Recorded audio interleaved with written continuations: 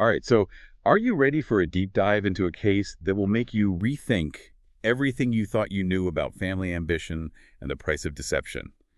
Today we're unpacking the twisted tale of Jennifer Pan. You might think you know this story, but trust me, there are layers here that will make you question everything. It's a story that grabs you right from the headlines. A seemingly perfect daughter who's accused of orchestrating a hit on her own parents.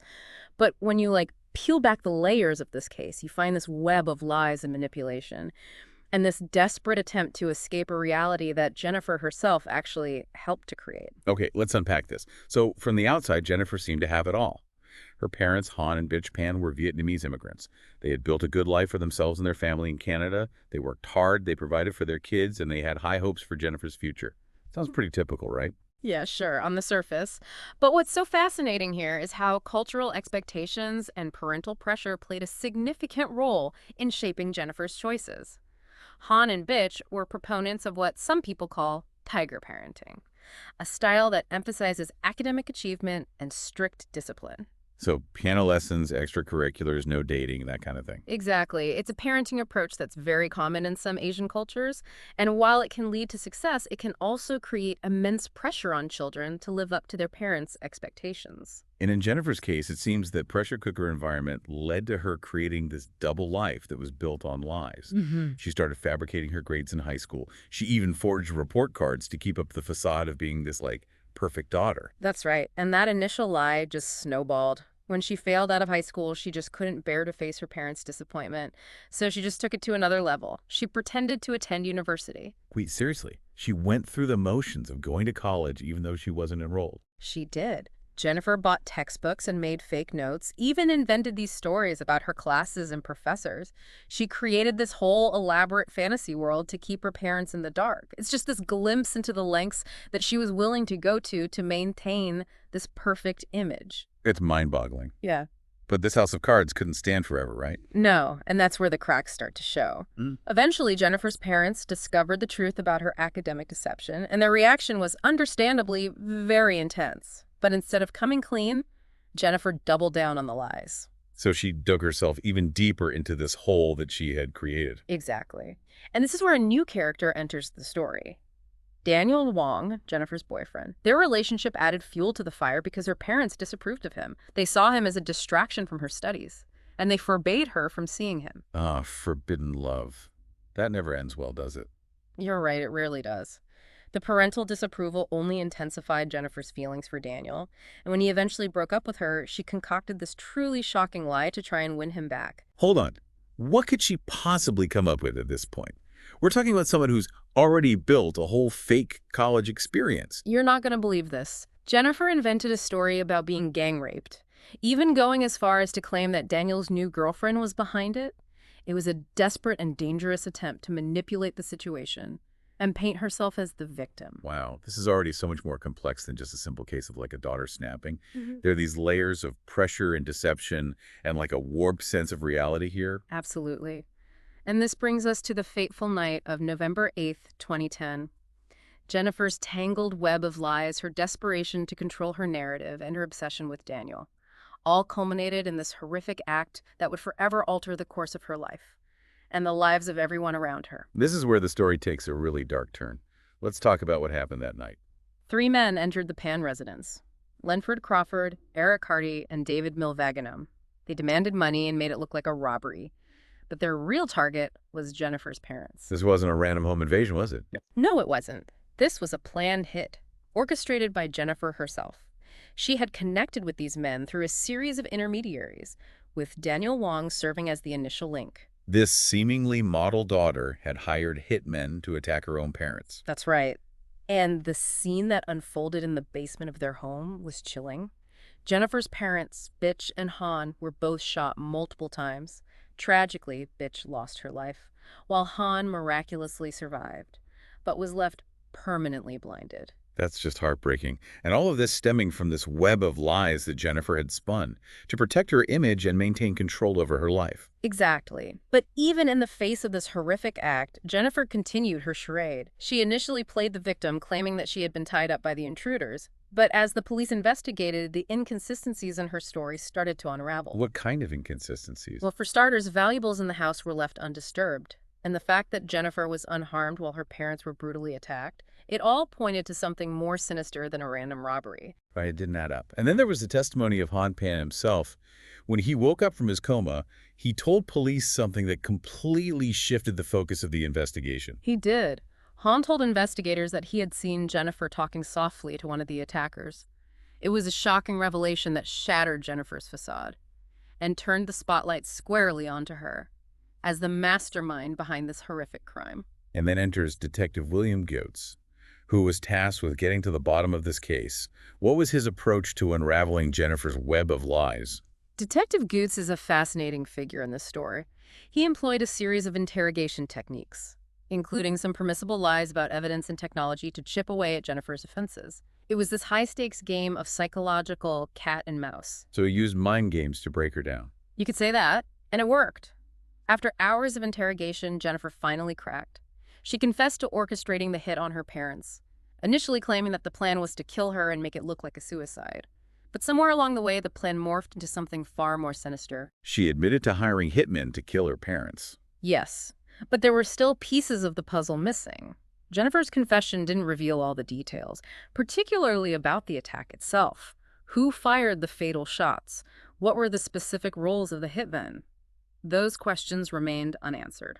And what about the murder weapon? Was it ever recovered? No, the murder weapon was never found. And despite the eventual arrests of all those involved, Wong, Milfaganem, Carty, and Crawford, the identity of the triggerman remained a mystery. So even with Jennifer's confession, there were still a lot of unanswered questions surrounding this case. There were, but the confession, along with cell phone records and a mountain of other evidence, was enough to take the case to trial. The trial must have been a media frenzy. It was. It stretched on for 10 grueling months, captivating the public with its twists and turns. The prosecution presented a compelling case. Focusing on Jennifer's confession, the cell phone records that showed extensive communication with Daniel leading up to the murders, and testimony that painted a picture of Jennifer's obsession with control and her desperation to be with Daniel. And what about the defense? What was their strategy? The defense tried to paint Jennifer as a victim of her parents' strict upbringing and her manipulative relationship with Daniel. They argued that she was coerced and manipulated into participating in the plot. But the jury ultimately didn't buy it. So what was the verdict? After months of testimony deliberation and intense media scrutiny, Jennifer Pan and all her accomplices were found guilty. They were each sentenced to 25 years to life, a sentence that reflected the gravity of their crimes. It seemed like the case was finally closed. Justice had been served. It did, but there's another twist to the story that will completely change your perspective on everything we've discussed so far. Hold on. There's more. This case is already so wild, I can't imagine what else could happen. Tell me everything. We'll dive into that right after this. Okay, you were about to drop a bombshell about another twist in this case. I'm all ears. What happened? Well, fast forward to May 2023, and there was a major development. Jennifer and her accomplices were granted an appeal, and get this, their first-degree murder convictions were overturned. Wait, what? After all this time, a new trial. But why? What was the basis of the appeal? The court ruled that the original trial judge had made a crucial error in instructing the jury, specifically regarding the different levels of murder charges. Okay, I'm going to need a little ELI 5 on that. What are the key differences between those charges? And why did it matter in Jennifer's case? You got it. So in Canada, first-degree murder means the killing was planned and deliberate. Second-degree murder, on the other hand, means it wasn't planned, even if it was intentional. The judge's instructions to the jury didn't clearly differentiate between these two levels of intent. So the jury might have convicted Jennifer of first-degree murder without fully understanding the legal distinction between planned and intentional. That's the crux of the issue. The appeals court found that this error could have prejudiced the jury against Jennifer and her accomplices, potentially leading to a harsher sentence than was warranted. Wow, that's a game changer. But even with this legal technicality, Jennifer still admitted to hiring hitmen. Does this appeal mean she's any less culpable for what happened? That's a really complex question. This new trial won't be about whether she hired the hitmen. That's already established. It's about whether the jury in the original trial was given clear and accurate instructions to determine the specific level of her intent and culpability.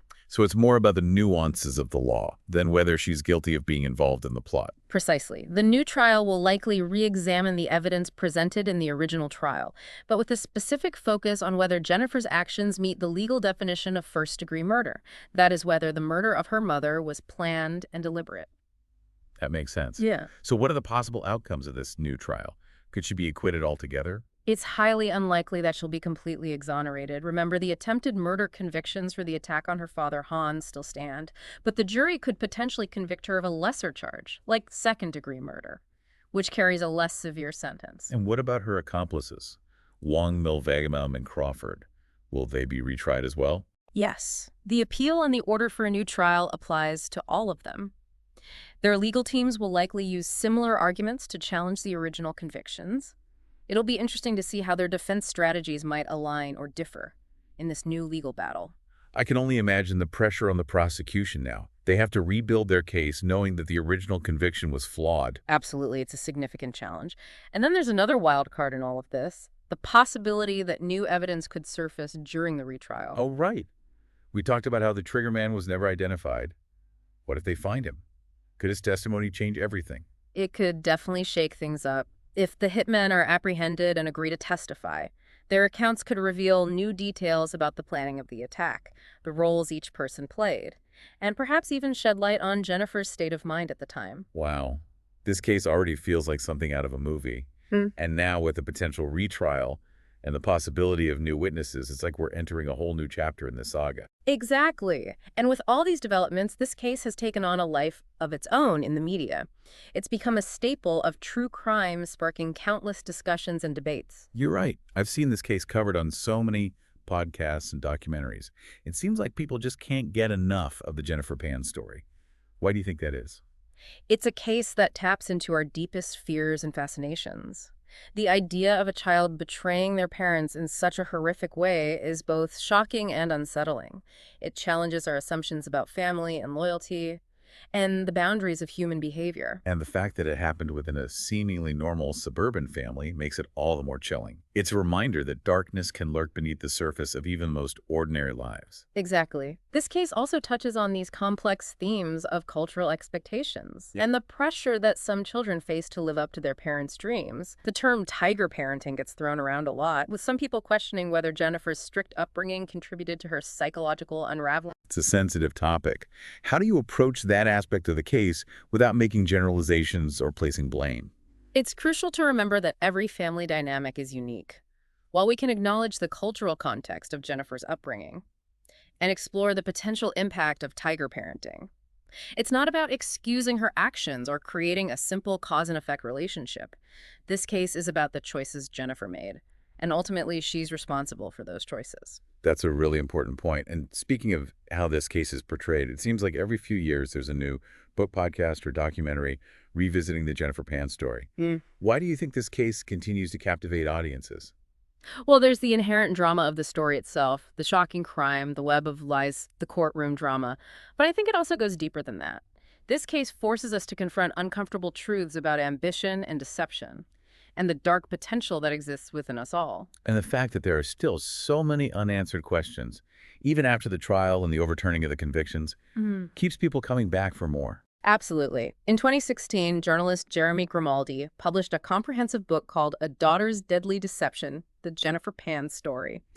It delves into the intricate details of the case, the investigation, and the trial, offering a really thorough look at the evidence and the players involved. And I know a bunch of popular true crime podcasts. Yes. Like Case File, My Favorite Murder, and Wine and Crime have dedicated episodes to Jennifer's story, often analyzing the psychology behind her actions and the shocking twists and turns of the case.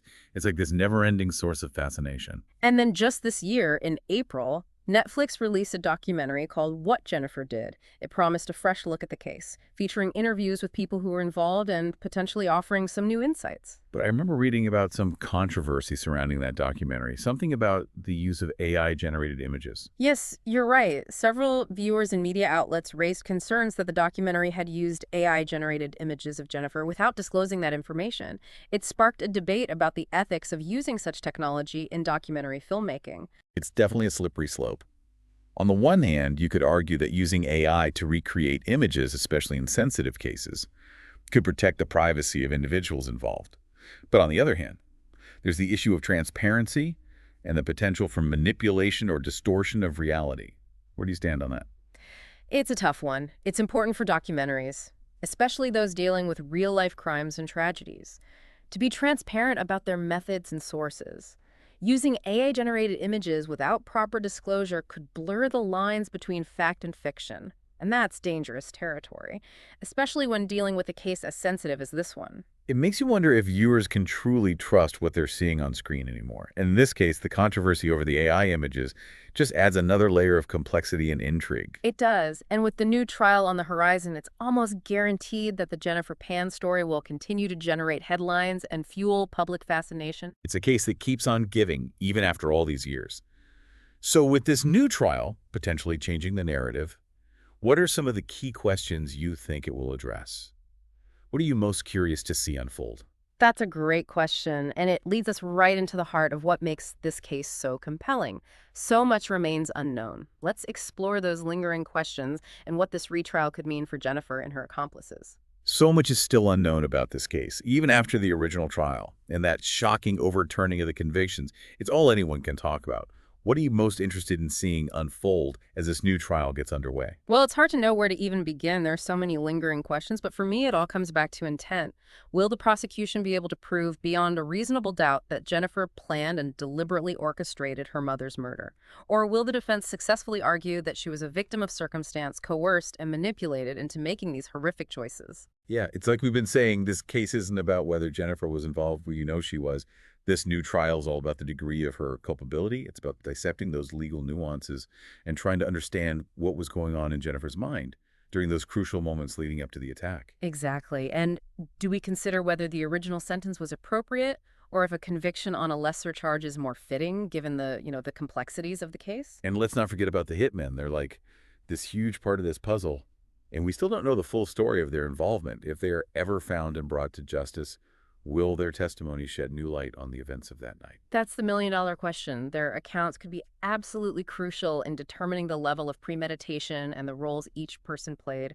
Imagine if one of them claims Jennifer coerced them or that the plan changed at the last minute. It could completely shift our understanding of what happened. Talk about a bombshell. It would be like opening another Pandora's box of information, Right. possibly revealing new details that weren't brought to light in that first trial. Absolutely. And then there's the question of Jennifer's mental state. Was she fully aware of the consequences of her actions? Was she truly the mastermind behind this plot?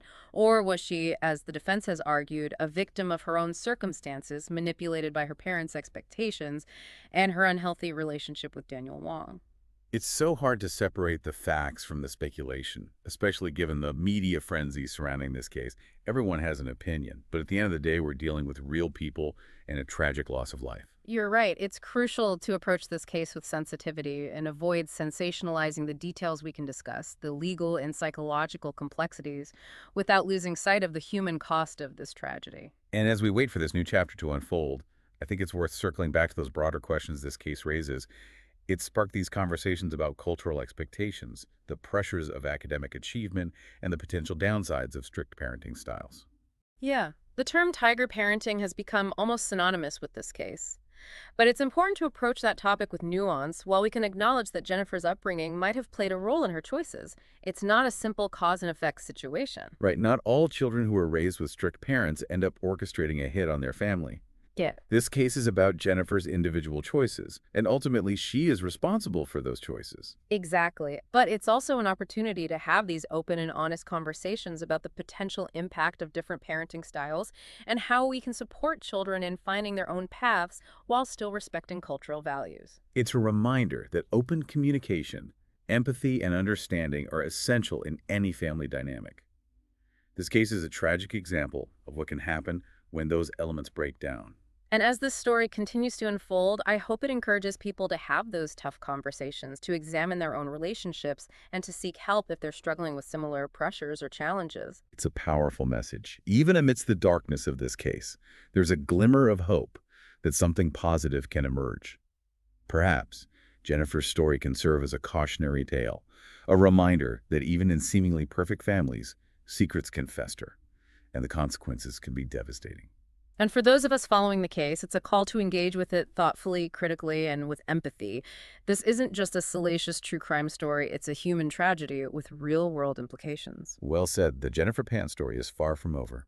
And we'll be here to unpack every new development and dissect every twist and turn as this new trial unfolds. And in the meantime, keep asking those tough questions, consider the multiple perspectives, and never underestimate the complexity of the human experience. That's the perfect note to end on.